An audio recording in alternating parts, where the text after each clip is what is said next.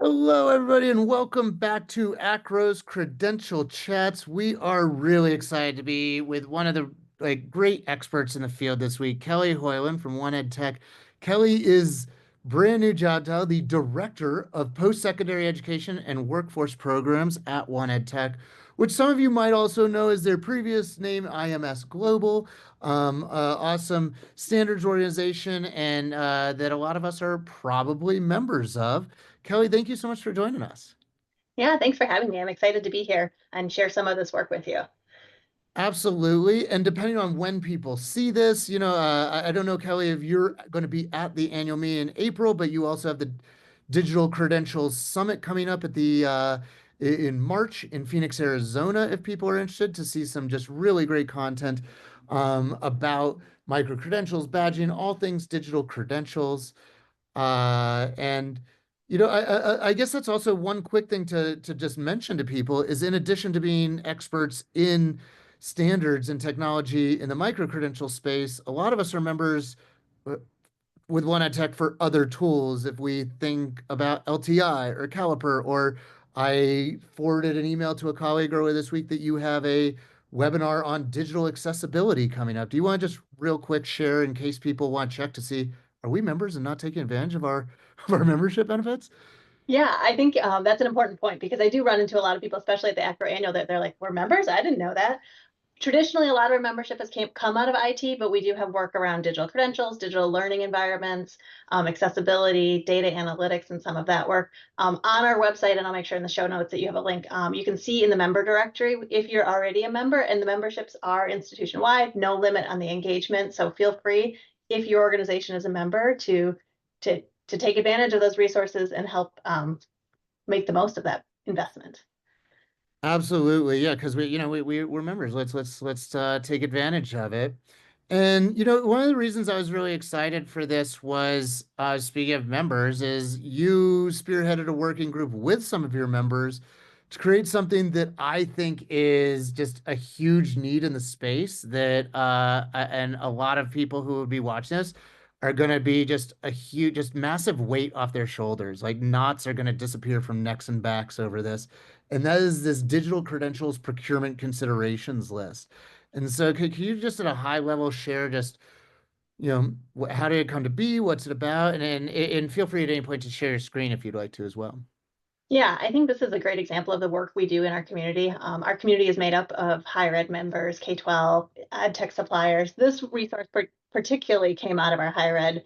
We have a community that talk about digital credentials, and there was a lot of conversation about we're going to purchase, we need to find a solution. What do we look for in how do we find the right product for our needs?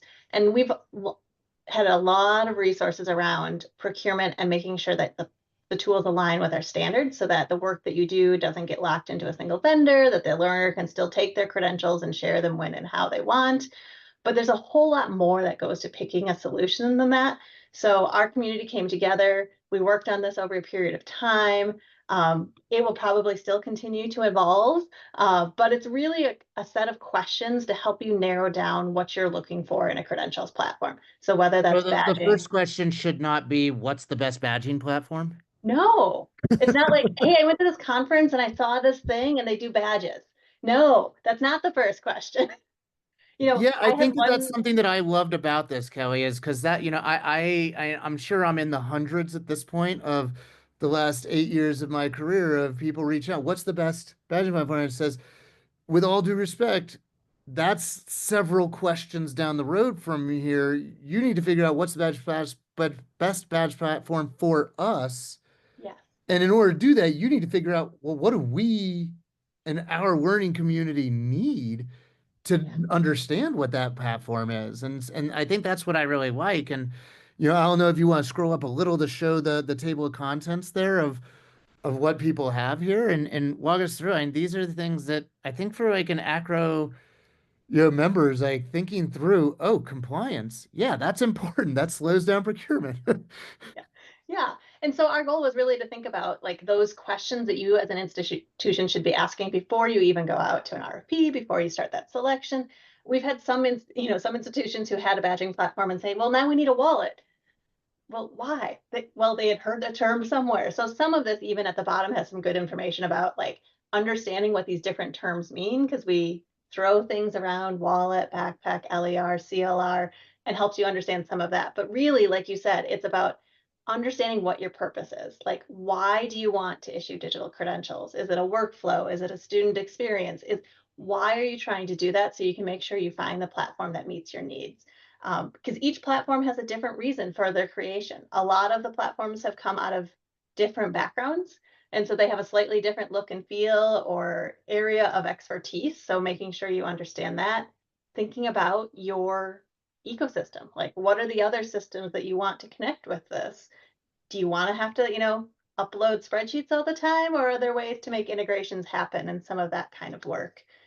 um, Thinking about the experience with learners and when do you want them to have access, when do you not? How does that go? Is it only matriculated learners? Is it all learners? Some of those kinds of questions are in here. I love it. And you know, if you wouldn't mind scrolling back up to the top, just in case people are feeling a little overwhelmed, Yeah. if Kelly clicks on any one of these buttons, it'll jump to that section of the document. So that's what she was scrolling there. That's what you were seeing. And again, we'll put this in the show notes. But so if you were feeling overwhelmed there for a second, I'd invite you to slow down, breathe Yeah. into the paper for a second. It's actually super user friendly here's these 9 sort of buckets of considerations that, when we're about to do an RFP or a procurement process, we can build our own spreadsheet and not have to start from scratch. It gives us kind of the ability to have a coloring book, not a blank canvas, right, Kelly? Yes, exactly. And I would say the bottom three, the black boxes, are the ones that you're like, I don't even understand the words that came out of your mouth. Those are the three areas you can start in. Is that term, the technical standards, and the references will give you really good foundational information. If you start to read the questions and go, okay, I'm lost already, look at some of those other foundational information pieces down below. And our goal is really, like I said, this will be a living document. We'll continue to add as we have more experiences. So if you as an institution look at this and go, what about this question? Feel free to reach out to me. I'm happy to have a conversation. If it's not in there and it should be, I'm looking forward to it. Like Noah said, I'll be at the ACRO annual, at our Digital Credential Summit in early March. Or if you're looking at these past those events, feel free to email me.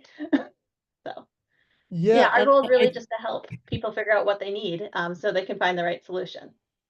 and in case and maybe it is worth going to one, if you wouldn't mind clicking over to like the technical considerations, so the sixth one, or the technology, sorry, the fifth one. Uh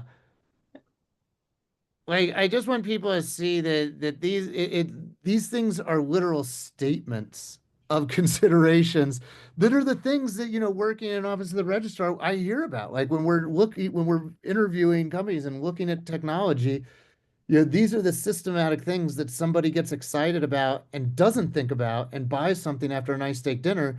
And then we have to undo a bunch of things because they didn't think to ask these questions. And so, like where I got excited, Kelly, and saw these was, oh wow, this is so validating. The questions I want to ask vendors are on here. These are so I'm not crazy for what to ask them.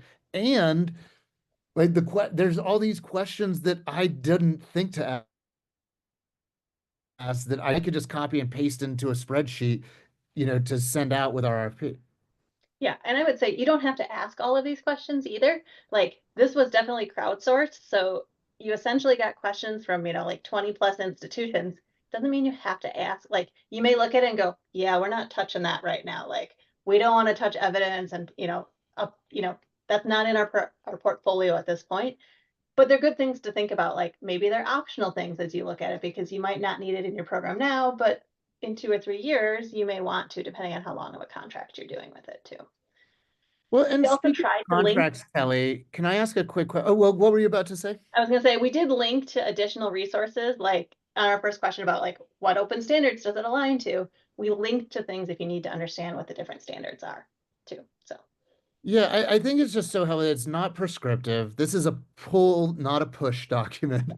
It is just this is here for people to pick and choose. It's an all-you-can-eat buffet of considerations for your procurement process. And when you talked about contract, maybe this is a good place to kind of start to wind us down, is when you think about just mistakes and really expensive mistakes and decisions that don't stay decided, Like, are there some key questions that you would definitely highlight to people that you've seen? Like, if you ask this, this will prevent a, six-figure, you know, undoing of a decision down the road because you'll know that, not to make that choice. Yeah, I think one thing is when you're looking at language, is to make sure that not only does it meet that expectation now, but it will continue to meet it. So we've had a couple who have procured products who maybe align with the Open Badges standard and then didn't in the future because they were purchased or something changed. So that becomes a challenging situation. Mm. I also think about what kind of integrations you want to have happen automatically or automagically, depending on how you look at it. And are those an extra fee to set up because it's a custom connection, or is there a systematic way to do it? And then to think about if it is a custom integration, like it might be worth it for the first time, but what happens if the systems that are connecting change? Do you have to pay that fee again? So I think those are a couple of key, especially in the technology area, to think about is not only now, but in the future, what do you expect? And then the different integrations and everything's possible for a cost, you know? Yeah, I was part of an Automagically where the answer was, yeah, we can do that. And we found out afterwards that, and this was not with my current employer, but we found out afterwards, like, oh yeah, they can do that. However, there's a third party involved in that AVI, and it was several $1,000s a month to have that, to have that switch turned on. That was, just not part of the budget. And so that was a very expensive thing that, we just didn't know the right question to ask on the front end that, if we'd had a tool like this, maybe we would have been spared. Yeah, the one other piece that I'm hearing more about is data ownership. And if you're using your credential platform and you're creating your credentials there, is there a way for you to have that same data stored at your campus so that if you ever change platforms, you still have access to it or things like that? Because these credentials are going to be around for a long time. And if a learner comes back in 20 years, you probably are not still on the same platform, but do you at least have access to the data in a form that you can read and verify a credential if need be, depending on how the credential has been issued. So Mm, great point. Well, Kelly Hoyland, thank you so much for joining us on Credential Chats. Really appreciate you and your colleagues and all you do for the field. And we'll see you in Phoenix, and we'll see you at the Acro Annual Meeting in April. yeah, thanks for having me. Looking forward to seeing you there. Bye bye.